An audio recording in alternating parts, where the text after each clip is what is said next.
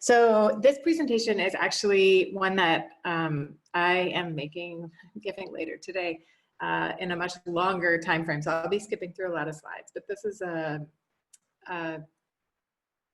my revised version of what I'm doing with my knowledge exchange for Resilience Fellowship, since what I was originally planning to do wasn't really feasible anymore in terms of outreach around pedestrian safety. So this is my new research question. Will we ever go back to our pre-COVID way of life? And as you all know, I've been working on a survey related to this, and our initial survey results suggest not completely. Let's see. I've made a website, so if you haven't taken the survey, you could go to covidfuture.org and check it out. But here's some motivation. So the pandemic has required most of us to make large changes to our daily lives. And some examples are we've moved from commuting to working from home. We've moved from shopping in stores to a lot of, not entirely, but quite a bit of online shopping and delivery of goods. And we've moved from, a world where we used airline services rather regularly, or at least some of us did, some of us didn't. But everyone has moved away from that toward video conferencing and using sort of telecommunications to communicate over long distances. And so the big question is, will some of these new behaviors stick? And some folks think yes. And there's actually been some other folks, including our group, in addition to our group, that have collected some data that suggests yes. And others think not. And I've heard a few different people say no. And so I think it's a really interesting question. And I guess maybe some of them will stick, is obvious, but how much, right? So here's one quote by someone who thinks that things will be quite different. Once the pandemic is over, it will change our approach to where we work, how we get there, and more. William Fulton, who's sort of a urban thinker, and prominent professor in engineering and transportation studies here, says, will we see a massive shift in remote working and learning, or a future of less traffic and reduced physical participation in activities? Don't count on it. So we're collecting data that we hope will improve our predictions of the future. And we're going to share our data. This is an important piece of what we're doing that I think is a little bit unusual and different from what a lot of folks have done on this, which is that we are sharing our raw data with anyone who wants it to help plan. I mean, we are collecting a little bit of personally identifying information that will not be shared, but everything that is not identifiable will be shared openly on our website. So, so very quickly, I'll just tell you a little bit about what the actual survey is, how we've recruited participants, and what our initial sample and results look like. So the survey has 8 sections. It's really, unfortunately, long, but I feel like this length is necessary to kind of cover all the different aspects of possible change that we wanted to. So we ask general employment questions about working and studying, shopping and dining, social interaction, transportation. We have an attitudinal section that I haven't used very much yet, but we're hoping to use that to understand better kind of how different kind of personality types really, but people with different types of attitudes and opinions may have different likelihoods to change their behavior. So we're going to test that. And then some demographic questions and a social networks question in terms of sort of who do you rely on for things, or who can you rely on things? How strong is your social network? We implemented the survey in Qualtrics, which is pretty standard.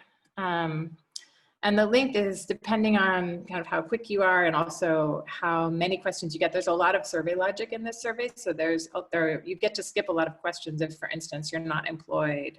That's the big one, where you get to skip a lot of questions. Or, if you answer a question one way, then you may not get the next question. So the length is somewhat long. It's between, 15 minutes is not long, but the longer end is more like 30 minutes. We've implemented the survey. I'll be showing you the results from the first 800 respondents, but we are going to be revising it in the next week or so. to improve the survey, but the length isn't really going to change much. Again, there's our survey link. You can see in my presentation later, I'm gonna really be telling them about the survey link a lot. So how do we recruit? So far, we've almost entirely recruited via direct email and social media. So here's an image of our Twitter post. We've also recruited on Facebook a little bit through paid advertising on Facebook, and also when people, just share our link on their personal Facebook page, and that has actually yielded quite a few responses through those Facebook shares. Twitter, not as much, but a little bit. We have been recommended for funding by NSF, and we hopefully will be getting that funding soon, although it's not here yet. And we're going to use that funding to recruit a large nationally representative sample. And in that project, we're going to be partnering with folks at the University of Illinois, Chicago. So again, in the meantime, take our survey. Anyway, so what does our sample look like? So our initial sample, because of our recruitment method thus far, it's just been word of mouth, essentially. Our initial sample is not representative, and I'll show you some examples of how it's not representative. But there's certain ways that it is. So the N, like I said, is 800 people. I didn't round it off. It actually is exactly 800 people. It just so happened that when I downloaded the data yesterday, that's how many there were. But in any case, as of yesterday, this is kind of a map of what zip codes around the US are represented in our respondents. But of course, it's not evenly represented. So here's a map of kind of how many people in each region. And you can see we're heavily biased toward Arizona and the West Coast region, which makes sense because people here are more likely to take it. Interestingly, people here are more likely to take it even when they see a Facebook advertisement. I think because the ASU brand and name, carries quite a bit of weight here, whereas the rest of the country, in a positive way, and the rest of the country, maybe they've heard of ASU because of all of our ASU online ads that are nationwide, but it feels less personal. I think people are not as connected to ASU in the rest of the country, and so you get less traction with advertising elsewhere. But in any case, that's what it looks like. So the next number of slides are basically a comparison between the yellow bar is our sample and the maroon bar is the fraction of the census. So you can see how our particular sample is biased compared to the census. And so you can see we have a lot of higher income people and fewer lower income folks taking the survey. This is where it's like the most crazy. We have a lot of people with graduate degrees taking the survey, and it's just because of our, the way that we've recruited people so far has been through word of mouth, and those are the people that we know. I see there's something in the chat. Is someone saying something? Okay. Don't worry about that. Oh, we'll thanks. take care of it later. Just keep going. Okay. It's okay. All right. So you can see here, the age distribution is, a little bit different from the census, but I feel like this is less far off than, say, the education distribution. Gender is, again, a little bit off. We have a few more. This is very common for survey research. You have more women volunteering to take your survey than men, even though the women and men are more or less even in the population. We do have a very good representation of households with children and not, but that's about it. We have, uneven race and ethnicity with a lot more non-Hispanic white than you'd see in the general population. Here, this is just like metropolitan area size. So you'll see in the 3 to 5 million, that is just a lot of people from Phoenix taking the survey from the Phoenix region. So, I don't know that we can say much about this, but we made this plot just so we could show you. And then a couple of other things about our sample that I think are interesting that aren't really related to our initial research question, but that are really interesting for sort of the pandemic now. So I thought I'd include them. And one of them is we asked if someone in your house, if you or someone in your household had tested positive, and then we also asked if even if you hadn't tested positive, do you believe you've had the disease? And you can see here that almost no one has tested positive. I think we had 6 people in our entire sample of 800 that had tested positive or had a household member, but a much, much higher percentage believe that they or someone in their household has had the disease. Now, I mean, that's not necessarily true, but that is perhaps some indication of very limited testing availability related, you know, relative to symptoms. We also asked on the economic impact of the pandemic. We also asked if they've had a household income change, and you can see that the majority of people in our sample have not had an income change, but to the extent that people have had an income change, it's gone down either somewhat or a lot, mostly. And we did look to see if that gone down was, you know, how that was distributed among the original income levels. And it's about evenly split actually across the income groups in our sample. So high income people have seen about a 24% drop, and low income people have seen about a 24%, not drop, but 24% of the people said that it dropped in pretty much every income category. In fact, the lower income categories were the ones that said it had gone up somewhat, presumably because they've, you know, taken on some perhaps of the gig economy work and have actually made a little bit more money. I don't know that for sure if that's the reason, but that's a theory. So the results in terms of what comes next and what we expect for the future. We asked a blanket question. So would you like to continue any of your new ways of living after COVID-19 is no longer a threat? And you can see this really striking set of answers, which is almost everybody says yes. So it's like, I think the no's are about 18% here. So most people are enjoying some aspects of what is going on right now and their new sort of ways of living. And I made a word cloud of kind of the, because we asked people to just, in an open-ended question, to ask, say, like, what are those things that you like? And I didn't do anything special here. I just made a word cloud of the words that were in those open-ended answers. And I thought it was kind of amazing that it came up: less work, more home time, with a lot of other words there too. But anyhow. So looking at working from home, this is a little bit of a busy graphic. So but you can generally see that, you know, people worked from home somewhat before COVID. They're working from home a whole lot now, and they expect to work from home somewhat post-COVID. And if you just kind of collapse that to two of those bars, which is the pre-COVID actual working and post-COVID expected actual working from home. And this is working from home, not all the time, but working from home at least like a few times a month. You see a really big increase. That's an 18 percentage point increase in how much people are expecting to work from home. We asked about productivity, and some people said their productivity decreased, and some said their productivity increased. I'm not going to go through all of this right here. We asked about online meetings, and there's a somewhat of an increase from 50 to 60% of folks expect to have online meetings once a week or more, expect to have in the future. So good news for Zoom and all the other online meeting software providers. We looked at expected change in air travel.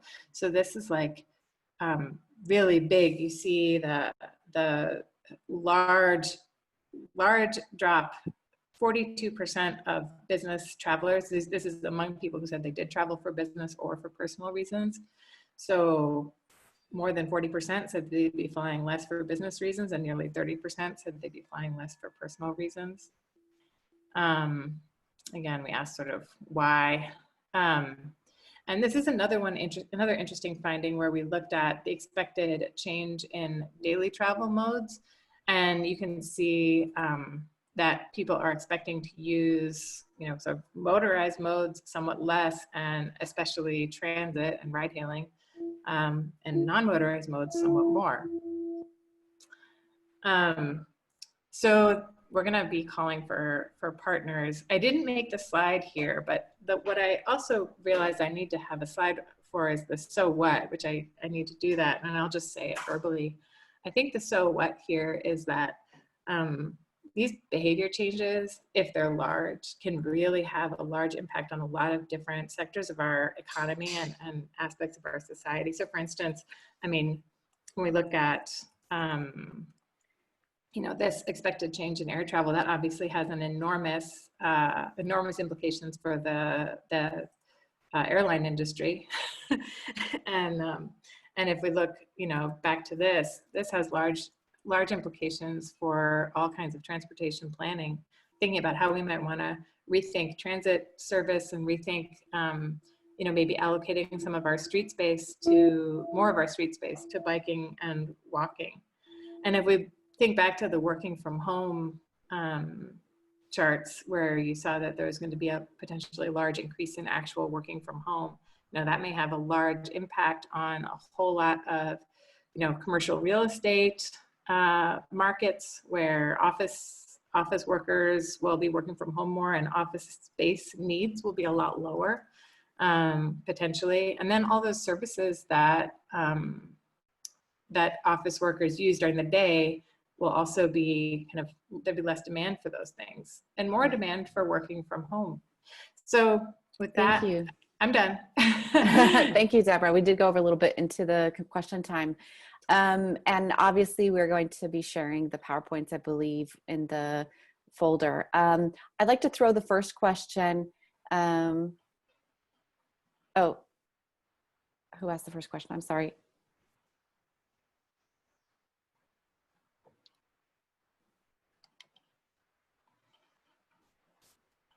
I'm sorry about that chat. Okay. I'd like to throw the first question to, oh, Christina, sorry. That's all right. I'm sorry, yes. So I'm curious about if you've looked at these different outcomes by income level and education level, because it seems that, you know, for those who say that they have access to internet and they have access to all these great things that make working at home actually possible without too much inconvenience. So I'm wondering if you looked at those things by education level and income, because the data set is pretty much skewed completely in a, you know, more privileged. Yeah. No, so we're hoping to get a better, you know, more even distribution in our future work, because we haven't, this has been an unfunded project so far, essentially. So if we get that NSF funding, we'll be buying a survey data set that'll be more representative. Like right now, we don't have that. So I totally see your point. I still think this is interesting. And I guess I didn't make a big enough caveat on this. I mean, I said it's not representative, but still this is what we find. I think especially, I mean, I think we do have a lot of office workers in here though. And we do have a lot of people who fly for business. So I think you certainly can't say that what we're finding here is representative of the United States, but I think it's representative of some subpopulations that are actually quite important to look at, especially for airline industry changes and for office worker changes. So I guess, yeah, so I'm sure it'll be different by group. The one thing I thought was really, the one place I did look at by income was, you know, incomes going down versus up. And I thought I was pretty surprised myself to discover that it was pretty much the same fraction of people in each income bracket that said their income went down. So, yeah. Thank you. This is really great. Thank you, Deborah. I can't wait to see. I mean, you've come a long ways with just some preliminary results. It's really, really fascinating, and I think sparking a lot of thought. So really appreciate that. Can't wait to see the final deliverables, and good luck on that NSF Rapid. Thanks.